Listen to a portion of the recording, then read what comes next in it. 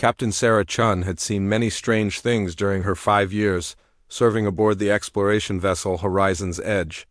But nothing had prepared her for the sight that greeted her on the planet. Kithara Prime, the rescue mission briefing had mentioned hostile alien wildlife. But the intel reports hadn't done justice to the reality standing before her. The creature towered nearly 8 feet tall, its muscular frame covered in thick, midnight black fur that seemed to absorb the pale light of Kithara's twin suns. Its eyes glowed with an amber fire that spoke of intelligence far beyond any Earthwolf.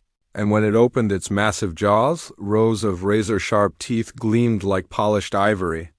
This was no ordinary predator. This was something that walked the line between beast and sentient being. "Stay back, human," the creature growled, its voice a deep rumble that seemed to vibrate through Sarah's bones. The fact that it could speak at all sent shockwaves through her mind. "You do not belong in our territory." Sarah's hand instinctively moved to her sidearm, but she kept it holstered. The rescue mission had strict orders about avoiding unnecessary conflict with indigenous species. 3 members of her crew were trapped somewhere in this alien wilderness after their shuttle had crashed during a routine survey mission. She couldn't afford to start a war. "I'm not here to cause trouble," Sarah said, keeping her voice steady despite the adrenaline coursing through her veins. "My people are lost somewhere in this forest. I just need to find them and leave." The creature's massive head tilted slightly, studying her with those burning amber eyes. Other shapes began to emerge from the shadows of the towering alien trees around them. More of these Volf-like beings, each one nearly as large and imposing as their apparent leader. Sarah counted at least a dozen, and she suspected there were more hidden in the undergrowth. "Your kind brings nothing but destruction," the leader snarled. "We have seen what humans do to worlds they claim to explore. You strip them bare, poison their waters, and enslave their people." Sarah felt a flash of anger at the accusation, but she forced herself to remain calm. "Not all humans are the same?" "I'm here to save lives, not take them." The pack leader let out what might have been a laugh, but it sounded more like a predator's hunting call. Pretty words from a pretty human. But words are wind. Actions speak truth. Without warning, the massive creature lunged forward with impossible speed. Sarah's military training kicked in, and she rolled to the side, drawing her weapon in one fluid motion. But the Volf being was faster than anything she'd ever encountered. Before she could bring her gun to bear, powerful jaws clamped down on the barrel, crushing the advanced plasma rifle like it was made of paper. "First test failed," the creature growled, spitting out twisted metal. "Your first instinct is violence?" Sarah's mind raced. This wasn't a random attack. This was some kind of evaluation. "What do you want from me?" "I am Vorthak, Alpha of the Shadow Moon Pack," the creature announced, rising to his full, intimidating height. "For 3 cycles of the moons, we have watched your people stumble through our forest. They are weak. They cry out in fear at every shadow, jump at every sound. They would not survive a single night without their metal shells and energy weapons." The other pack members began to circle closer, their eyes gleaming with predatory interest. Sarah realized she was completely surrounded, but strangely she didn't feel the panic she expected. Instead, a cold determination settled over her. "My crew might not be warriors," she said firmly, "but they're good people. They don't deserve to die lost and afraid in an alien forest." Vorthak's ears perked forward, and something shifted in his expression. "You speak of them with pack loyalty. They're my responsibility. My family, in a way?" Sarah met his gaze directly, refusing to show fear even as her heart pounded. "I won't abandon them." The Alpha began to pace in a slow circle around her, his massive paws making no sound on the forest floor despite his size. "Your species is soft, weak. You have forgotten how to hunt, how to fight, how to survive without your machines. You are prey pretending to be predators." "Maybe," Sarah admitted, surprising herself with her honesty. "But we're also stubborn as hell. We don't give up on our own." Vorthak stopped directly in front of her, so close she could feel the heat radiating from his massive body. "I challenge you, human. Prove that your species has some worth beyond your metal and energy weapons. What kind of challenge? The Alpha's lips pulled back in what might have been a grin, revealing those terrifying fangs. Survive one night in our forest. No weapons. No technology. No help from your ship circling overhead. Just you, your bare hands, and whatever courage you can find in your soft human heart. Sarah glanced up at the darkening sky. Night was already beginning to fall, as she could hear strange howls and calls echoing through the alien forest. Some of them sounded decidedly unfriendly, and if I fail? Then you die, and your crew dies with you. We will hunt them down like the prey they are. Vorthic's voice was matter-of-fact, as if he was discussing the weather. But if you succeed, you'll help me find them? More than that. The Alpha's amber eyes seemed to glow brighter in the gathering darkness. I will consider the possibility that humans might be more than just clever prey. It wasn't much of a choice. Sarah's crew had been missing for over 18 hours. Every minute that passed reduced their chances of survival. Even with the pack's help, finding them would be difficult. Without it, it would be nearly impossible. I accept your challenge. Vorthek nodded approvingly. Remove all your technology, everything. My pack will know if you try to cheat. Sarah began stripping off her equipment. Her communicator, her emergency beacon, her survival kit, even her boots with their built-in environmental sensors. Soon she stood in just her basic uniform, feeling more vulnerable than she had since her first day of military training. Now, Vorthik said, his voice taking on an almost ceremonial tone, you must understand the rules. This forest is home to many creatures that would happily make a meal of a soft human. The razorback boars hunt in packs and can smell fear from miles away. The shadow cats move like liquid darkness and strike without warning. The thornwing bats hunt anything that moves after the moon's rise. As if summoned by his words, a distant roar echoed through the forest, followed by an answering call from somewhere much closer. Sarah felt goosebumps rise on her arms. The only safe place is the ancient grove at the forest's heart, Vorthek continued. But to reach it, you must pass through the territories of all the creatures I mentioned, plus a few I have not named. Most humans would not survive the first hour. What about your pack? Vorthak's expression darkened. We will not help you. In fact, we will hunt you as well, though we will not kill you unless you prove to be completely worthless. Consider us ... Additional motivation to keep moving. The other pack members began to fade back into the shadows of the forest, but Sarah could still feel their eyes watching her, evaluating her, waiting to see if she would run screaming back toward her landing shuttle or face the challenge head-on. The night begins now, Vorthik announced as the last traces of sunlight disappeared behind the alien mountains. Survive until dawn and we will speak again. With that, the massive Alpha melted into the darkness as silently as his pack members, leaving Sarah alone in an alien forest filled with unknown predators.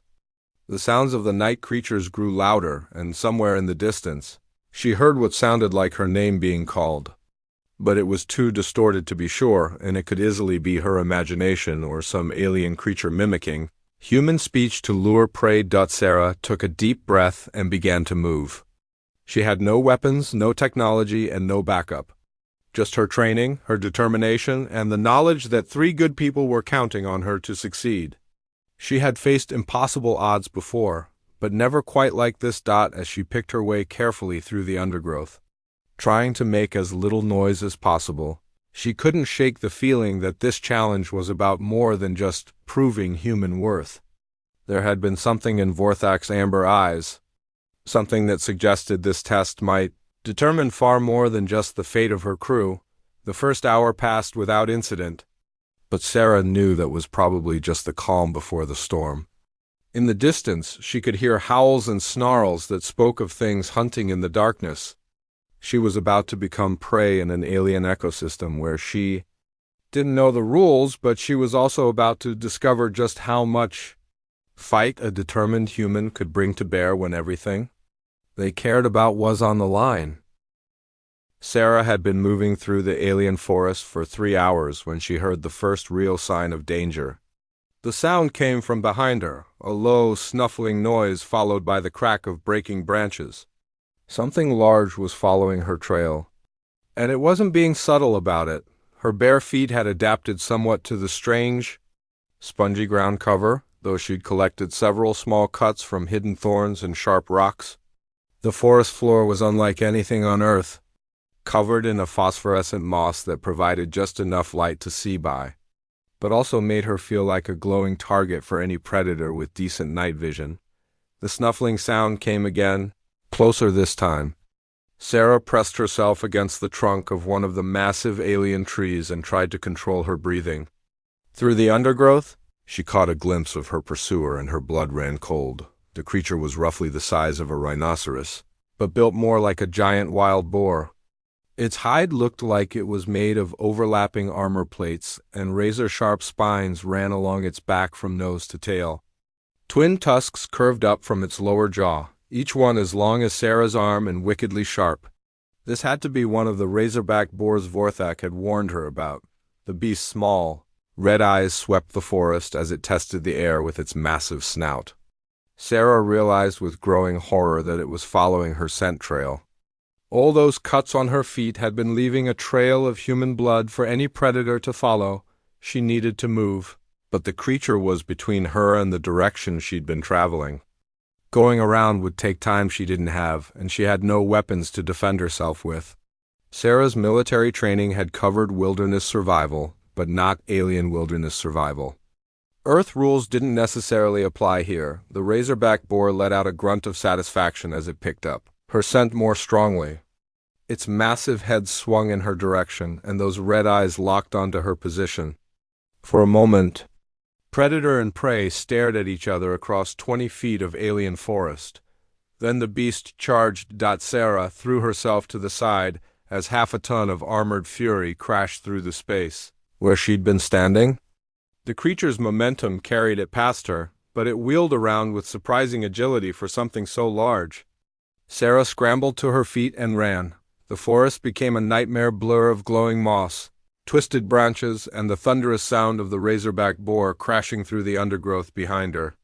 Sarah leaped over fallen logs, ducked under hanging vines, and changed direction constantly, hoping to confuse her pursuer's charge, but the creature was persistent and had the advantage of size and armor.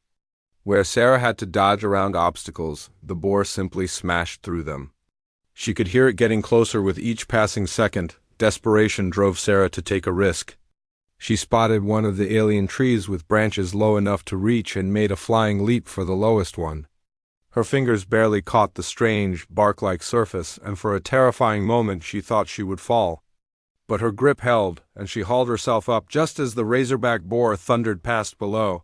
The creature skidded to a stop and turned to look up at her, its red eyes blazing with frustration. It reared up on its hind legs, trying to reach her with its tusks, but she was just barely out of range. Sarah thought she was safe until the beast did something unexpected. Instead of wandering off in search of easier prey, it began to ram the base of the tree with its armored head. The impact sent vibrations through the entire trunk, and Sarah realized with growing alarm that the alien wood wasn't as sturdy as Earth trees. Each impact loosened her grip a little more. "Come on, you oversized bacon factory," she muttered, looking around for options. "There's got to be something." That's when she noticed the vines. Thick, ropey things that hung between the trees like natural cables. If she could reach one of them, maybe she could swing to safety. But they were at least 10 feet away from her current position, and the tree was swaying dangerously with each impact from below. The next ram from the razorback boar nearly shook her loose. It was now or never. Sarah gathered herself and jumped. For a heart-stopping moment she flew through the alien night, her hands reaching desperately for the vine. Her fingers closed around the thick, slightly damp rope just as gravity tried to claim her. The vine held, and she swung in a wide arc through the forest canopy. The razorback boar's frustrated roar echoed behind her as she released the vine and landed hard on a thick branch of another tree. Her shoulders ached from the sudden strain, but she was alive and moving away from her pursuer. From her new vantage point, Sarah could see further through the forest. In the distance, a warm golden light filtered through the trees. That had to be the ancient grove Vorthok had mentioned. But between her and safety, she could see the shapes of other predators moving through the undergrowth as she began to make her way from tree to tree. Using the vine network like an alien highway system, Sarah started to understand why Vorthok had called this a test. This wasn't just about surviving the forest's dangers. This was about adapting, thinking like prey while maintaining the mindset of someone who refused to give up. She'd been moving through the canopy for about 30 minutes when she heard a new sound that made her freeze in place. Somewhere below, a human voice was calling for help. "Hello? Is anyone there? Please, I can't hold on much longer." Sarah's heart leaped. It was Jenkins, her communications officer. He was alive, but he sounded terrified and exhausted. She quickly triangulated the direction of his voice and began moving through the trees toward him. What she found when she reached the source of the calls made her stomach clench with fear. Jenkins was trapped on a small rocky outcropping in the middle of what looked like a bog filled with phosphorescent water. The water itself seemed to be moving, as if something large was swimming just beneath the surface. "Jenkins," she called softly. "It's Captain Chun, I'm here." The young man's head snapped up, and even in the dim light she could see the relief on his face. "Captain!" "Thank God. I've been stuck here for hours. Something in the water keeps trying to grab me." As if summoned by his words, a tentacle the size of a python erupted from the glowing bog and made a grab for Jenkins' leg. He scrambled higher on his rocky island, barely avoiding the grasping appendage. "The water's not safe," he called up to her. "There's something big down there.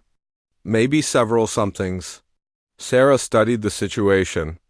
The rocky outcropping was about 30 feet from the nearest solid ground, too far to jump and too far for the vines to reach. But there had to be a way across. She noticed several larger rocks jutting up from the water between Jenkins' position and safety. They might work as stepping stones if she could move fast enough to avoid whatever was lurking beneath the surface. "I'm coming down," she told Jenkins. "When I give the signal, be ready to jump to the first rock I point to." "Captain." "You can't. It's too dangerous. I didn't come this far to leave you behind." Sarah dropped from the canopy and landed at the edge of the bog. The water immediately began to churn, and she could see dark shapes moving beneath the phosphorescent surface. Whatever lived in there. It was big and hungry. She picked up a large stone and hurled it at a spot about halfway between shore and Jenkins' position. The water exploded upward as something massive lunged for the impact point, revealing a glimpse of teeth and scales before disappearing again. "Now!" Sarah shouted. Jenkins jumped for the first stepping stone just as Sarah began her own desperate sprint across the bog. She leaped from rock to rock, each landing precarious on the wet, slippery surfaces. Behind her, the water erupted as something large and angry pursued them. They reached the far shore, just as a creature the size of a small whale breached the surface, revealing a mouth full of needle-sharp teeth. Sarah grabbed Jenkins and pulled him into the forest as the creature crashed back into the bog, sending phosphorescent water cascading in all directions. "How did you find me?" Jenkins gasped as they caught their breath. "I heard you calling for help. Are Thompson and Rodriguez safe?" Jenkins shook his head grimly. "We got separated when the shuttle crashed. I haven't seen them since yesterday morning." "Captain, there's something else you need to know. Before the crash, we detected energy readings from the forest. There's some kind of ancient technology down here. The aliens might not be as primitive as we thought." Before Sarah could respond, a familiar howl echoed through the forest. It was answered by another, then another. The pack was close, and they were moving in their direction. "We need to reach the ancient grove," Sarah told Jenkins. "Can you travel?" "I think so. My ankle's twisted, but I can manage." They began moving through the forest again, but their pace was slower now with Jenkins injured. Sarah kept one ear tuned to the sounds of pursuit. The pack was definitely tracking them, and other predators seemed to be stirring as well. As they walked, Jenkins filled her in on what he'd learned during his time hiding in the forest. The crash hadn't been an accident. Something had interfered with their shuttle systems, something that suggested advanced technology. And he'd seen structures in the distance that looked artificial, though clearly very old. The implications were staggering. If there was ancient technology in this forest, it changed everything about first contact protocols. But right now, Sarah's primary concern was keeping her crew alive long enough to report tea. The ancient grove was nothing like what Sarah had expected. Instead of a simple clearing, she and Jenkins emerged into what could only be described as a natural cathedral.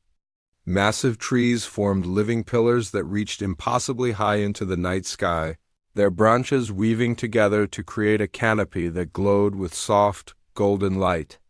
The air itself seemed to hum with ancient power, but what truly took Sarah's breath away were the structures scattered throughout the grove. They weren't built so much as grown, organic forms that seemed to blend tree and stone and metal into something that belonged to no earth architecture. Flowing lines of what looked like living crystal pulsed with gentle light, creating patterns that hurt to look at directly but somehow conveyed meaning just beyond understanding. "Captain," Jenkins whispered, "I think we've stumbled into something a lot bigger than a first contact situation." Before Sarah could respond, figures began to emerge from the shadows between the ancient structures. Not the Volf-like pack members she'd been expecting, but beings that were clearly related to them, yet somehow different. These creatures walked more upright, their forms more humanoid, but retaining the lupin features and impressive size. They wore what could only be called armor, but it seemed to be made from the same living crystal as the structures around them. "Welcome to the heart of memory," one of them said, its voice carrying the same rumbling quality as Vortex, but with additional harmonics that seemed to resonate in Sarah's bones. "I am Elder Morvac, Keeper of the Old Ways." Sarah helped support Jenkins as they moved deeper into the grove. "Elder, I'm Captain Sarah, Chun of the Earth vessel Horizon's Edge. We're searching for the rest of my crew." "We know who you are, human captain. Your surviving crew members are safe within the memory chambers, healing from their ordeal." The elder gestured toward one of the larger crystal structures. "But that is not why you are here." The challenge, Sarah realized. This was never just about surviving the forest. Elder Morvac's amber eyes glowed brighter. "Vorthak reported your performance to us. You showed courage, adaptability, and most importantly, loyalty to your pack. But those are qualities any competent predator might possess. We required a deeper test." As if summoned by the elder's words, Vorthak himself emerged from the shadows, but something was different about him. In the golden light of the grove, Sarah could see that his midnight fur was shot through with threads of silver, and those amber eyes held depths of intelligence and sadness that spoke of centuries of experience. "You passed the first trial," Vorthak rumbled. "You survived the forest and rescued your packmate. But now comes the true challenge." The elder moved to stand beside a large crystal formation that pulsed with particularly bright energy. "Captain Chun, what do you know of the history between our species?" Sarah frowned. "We've never encountered your people before. This is first contact, not for us." The crystal formation suddenly blazed with light and images began forming in its depths. 50 of your years ago, humans came to our homeworld of Fenris Prime. They claimed to be explorers, seekers of knowledge and peace. The images in the crystal showed scenes that made Sarah's stomach clench. Human military forces attacking settlements. Creatures that looked like Vorthak's people fleeing through burning forests. Ships lifting off from a devastated world. "They took everything," Vorthak growled. And for the first time Sarah heard real pain in his voice. "Our cubs, our elders, our sacred groves. They strip-mined our world for the crystal formations that powered our technology, enslaved those they didn't kill outright." Jenkins gasped beside her. "The Fenris incident? I read about it in the academy. The official report said it was a failed colony world, that there was no intelligent life." "Your governments covered up the genocide," Elder Morvick said matter-of-factly. "It was easier to hide the truth than face the consequences of what your military had done." Sarah felt as though the ground was shifting beneath her feet. Everything she'd believed about humanity's expansion into space was being rewritten before her eyes. How many of you escaped? 3 ships, Vorthak replied. Barely 300 survivors from a population of millions. We found this world, claimed it as sanctuary, and swore that never again would humans bring their poison to our people. So why test me at all? Sarah asked. Why not just kill us and be done with it? The elder's expression softened slightly. Because among the refugees were the memory keepers, those who carried our oldest knowledge. They spoke of ancient prophecies, of a time when humans would come who were different from the destroyers, humans who might be worthy of trust. Vorthak began to pace, his massive form moving with restless energy. I did not believe the prophecies. When your shuttle crashed in our territory, I wanted to hunt you down like the vermin I believed you to be. But the elders insisted on the old ways. Test first, judge after, and what did your test reveal? That you are not like the ones who came before. Vorthak stopped directly in front of her, his amber eyes boring into hers. You could have abandoned your packmate when he became a liability. Instead, you risked everything to save him. You faced predators that could have torn you apart rather than flee to safety. When given the choice between your own survival and loyalty to your people, you chose loyalty. Sarah looked around at the ancient grove, at the crystal formations that pulsed with power beyond human understanding, at the faces of beings whose people had suffered genocide at human hands. What happens now? Elder Morvak approached one of the largest crystal structures, placing his hands on its surface. Now we offer you a choice, Captain Chun.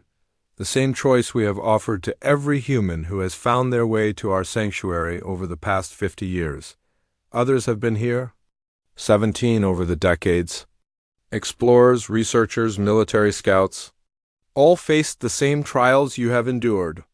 The crystal formation began to glow brighter under the elder's touch, and all made the same choice in the end. Sarah felt a chill that had nothing to do with the alien night air. What choice? To leave with the knowledge that we exist, carrying the burden of our people's suffering back to your kind, Vorthak said grimly. Or to stay and become something more than human. The crystal formation suddenly blazed with blinding light, and when Sarah's vision cleared, she found herself looking at something impossible. The other humans who had found their way to this place stood before her, but they were changed. Still recognizably human, but enhanced. Stronger, faster, their eyes glowing with the same amber light as the pack members. We call them the Bridge Walkers, Elder Morvak explained. Humans who chose to bond with our people, to carry both heritages within themselves. They serve as guardians of this sanctuary and as proof that your species need not be forever defined by its worst impulses. One of the bridge walkers stepped forward. A woman who looked to be in her 40s despite the timeless quality her amber eyes gave her. Captain, I'm Dr. Elizabeth Harrison. I was part of an archaeological expedition that found this place 12 years ago. The choice isn't easy, but it's necessary. Sarah's mind reeled with the implications. If I choose to leave, to return to my ship and report what I found here, your crew will be returned safely to your vessel, Vorthak assured her. But you will carry the knowledge that your people once committed genocide against mine, and that some of us survived to remember. What you do with that knowledge is up to you. And if I stay, you become something new, Dr. Harrison said softly. You gain abilities that will let you protect this sanctuary and help prepare for the day when our peoples might meet again under better circumstances. But you can never return to your old life. Your crew will be told you died heroically trying to save them. Jenkins, who had been listening in stunned silence, suddenly spoke up. Captain, you can't seriously be considering this. Sarah looked at her communications officer, then at Vorthak, then at the bridge walkers with their glowing eyes and aura of contained power. The weight of decision pressed down on her like a physical force. How long do I have to choose? Until dawn, Vorthak replied. When the twin suns rise, you must decide. Sarah spent the remaining hours before dawn walking through the ancient grove, talking with the bridge walkers and learning about their lives. They spoke of purpose beyond anything they'd known as ordinary humans, of abilities that let them commune with the alien forest and its creatures, of a growing network of guardians preparing for humanity's eventual return to this sector of space, but they also spoke of sacrifice, of families they could never see again, of lives they'd left behind, of the constant weight of keeping secrets that could start or prevent wars. As the first light of dawn began to filter through the crystal canopy, Sarah made her decision. She found Vorthok standing at the grove's edge, looking out into the forest where alien birds were beginning their morning calls. "I've decided," she told him. The massive alpha turned to face her, his amber eyes unreadable. "And I'll stay," Sarah said firmly. "But on one condition." Vorthok's head tilted slightly. "What condition?" "When the time comes, when humanity is ready to face the truth about what happened on Fenris Prime, you'll have someone ready to speak for both our peoples. Someone who understands that we're capable of better than our worst moments." For the first time since she'd met him, Vorthok smiled.